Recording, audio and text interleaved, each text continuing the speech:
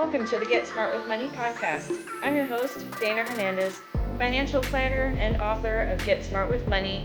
Break free from the struggle, build wealth on your terms, and rewrite your money story. Here we talk about money, entrepreneurship, growth, and resilience because financial freedom is about more than just numbers. Each week, you'll get practical strategies, inspiring stories, and the motivation you need to stress less about money and create more freedom in your life. Let's get smart with money together.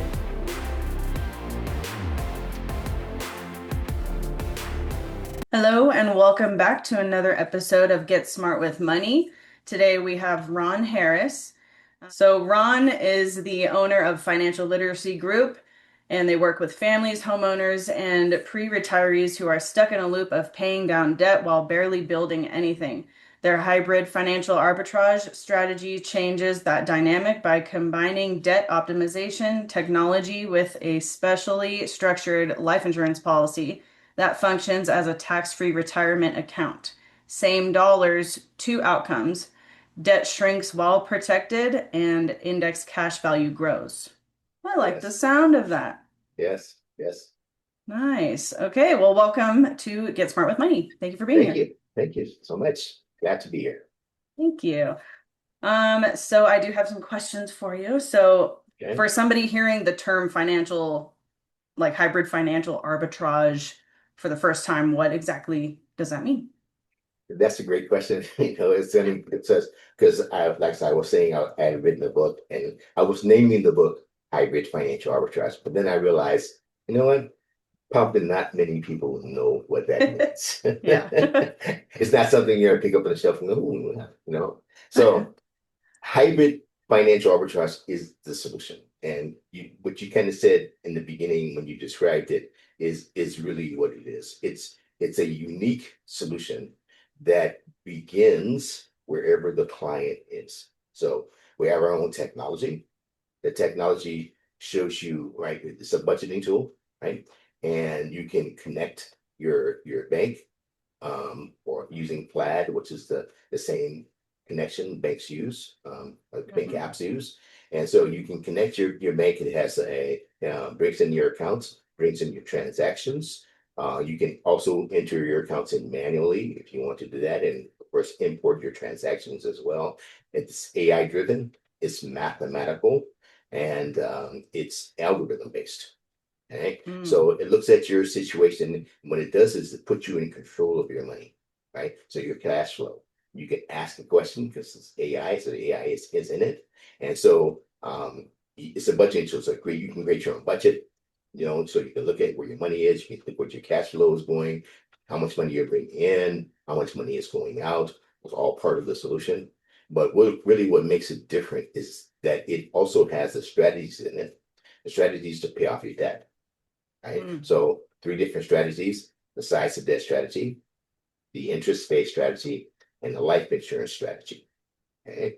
And so the technology tells me, so using the technology, it tells me how fast you can pay off your debt. It's using your discretionary income. So it's not consolidation or not settlement or anything like that. This is good for you and you're paying off the debt, but it's looking at your cash flow, looking at how much money is coming in, how much money is going out, where it's going, how you pay your bills. And then at the end of each month, it sees how much money you have left over and it tells you what to do with that money.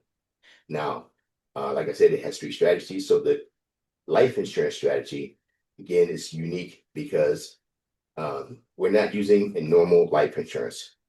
Right? We're using a kind of life insurance that the banks use, the rich use. It's kind of modeled after BOLI, which is bank-owned life insurance. Okay, and so the life insurance itself is not created for the death benefit. It's created for the MEC. Right, the technology tells me this is how fast you can pay off your debt. This is how much interest you're going to save.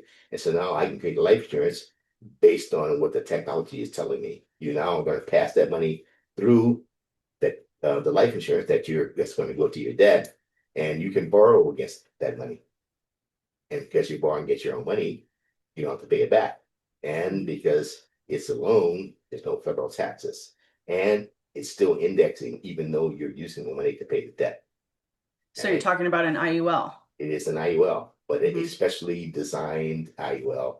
And Okay. so what really made this possible, and most people don't know, is that in 2021, in the Consolidated Appropriations Act of 2021, the IRS code changed 77211A, and the interest rates inside life insurance. So they had been set pretty much since 1984, but they changed in 2021.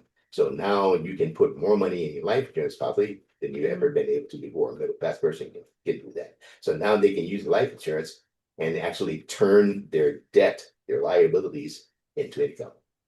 Mm-hmm. Yeah, exactly Nice. what we do. Yes. Okay. Yes. Yeah, it's funny. I've tried to talk to so many people about IULs and they just don't understand. Yeah. It's it's hard to get people to actually be like, "Hey, this is like you get everything in this policy. You can use it for whatever you want." And they Yeah. just don't get it. No, many people don't get it. They don't understand it, and because and IUL it can seem complicated, but it's not complicated. And Hmm. when you use the life insurance or the IUL in this way, where you are not borrowing against a death benefit, you're borrowing against your own money, right? Hmm. Your debt becomes your collateral. Then the IUL becomes even more advantageous, right? Because after you pay off your debt, let's say you pay off your debt and you're using life insurance, I set the MEC based on what the technology is telling me.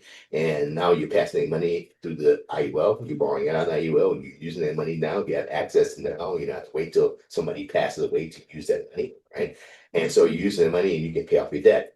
After you pay off your debt with that money, now you freed up that capital, right? That was going to debt, and your discretionary income is still there. And now you can put that into the life insurance too and borrow it out and Hmm. still spend it, still do whatever you want to do, invest it, purchase with it, or whatever you want to do with that money. And now that money's earning interest. So you're earning interest on the accumulated value of the life insurance.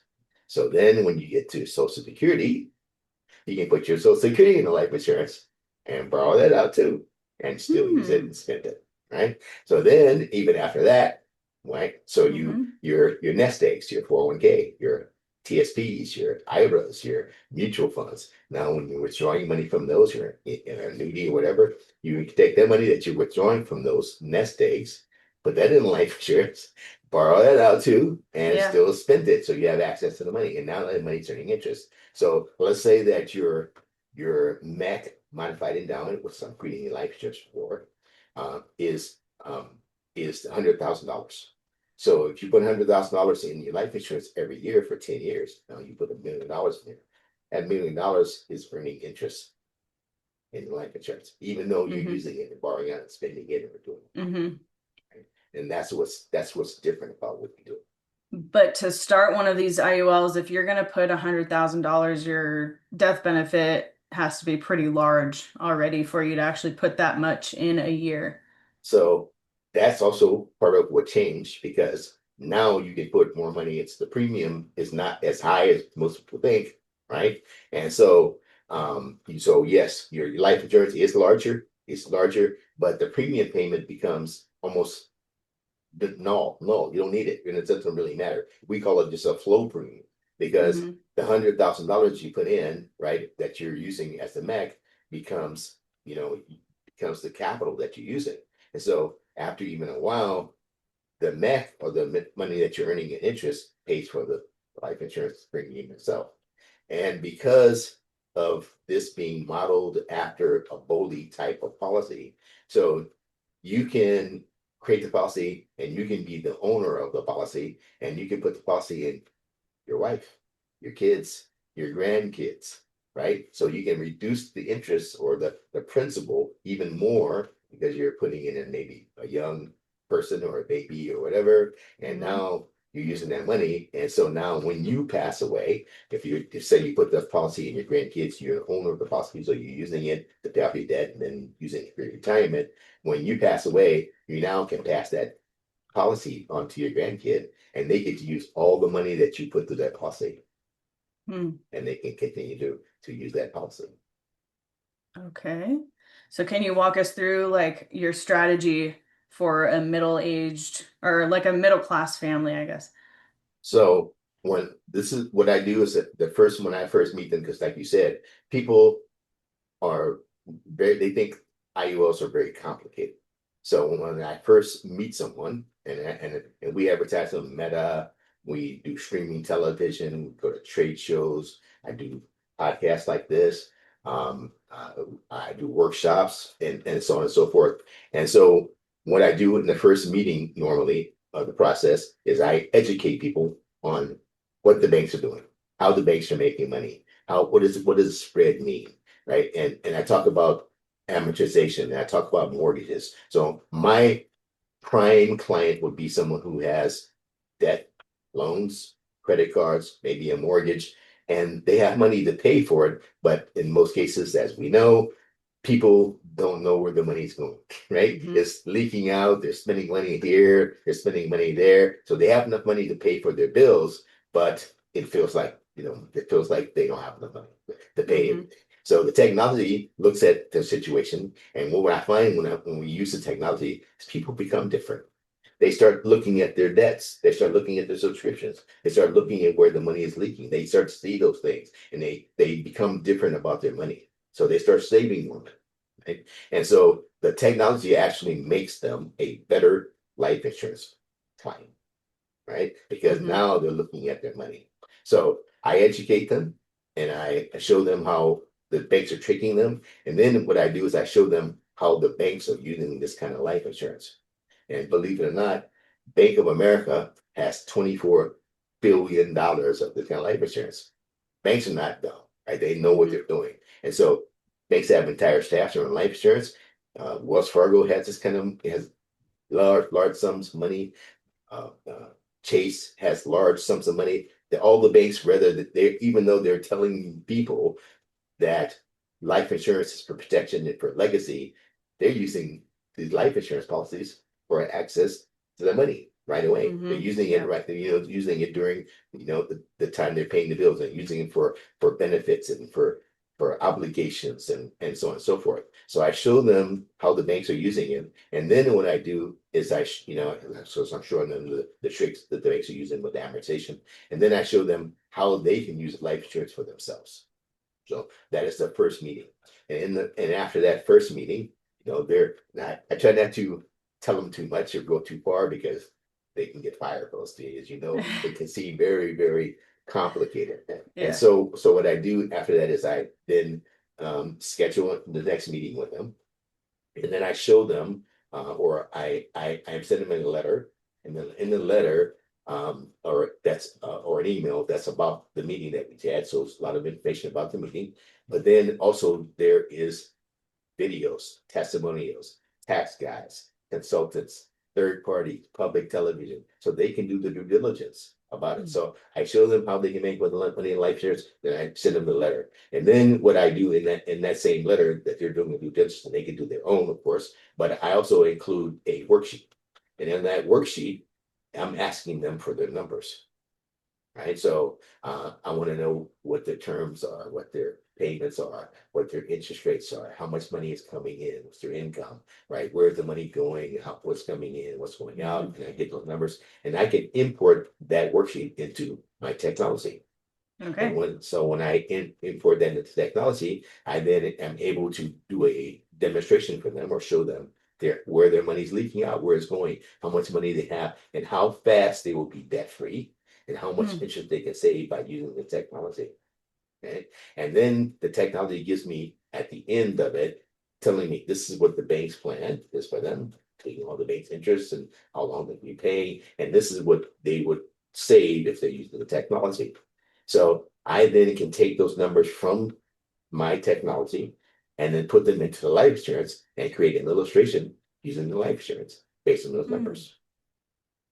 And most people, do they go for this once they Oh, see the numbers and everything and they have yeah. enough once your like technology pumps out all the information that you need, um normally what am I trying to say? Normally people will have enough to buy like a large life insurance policy.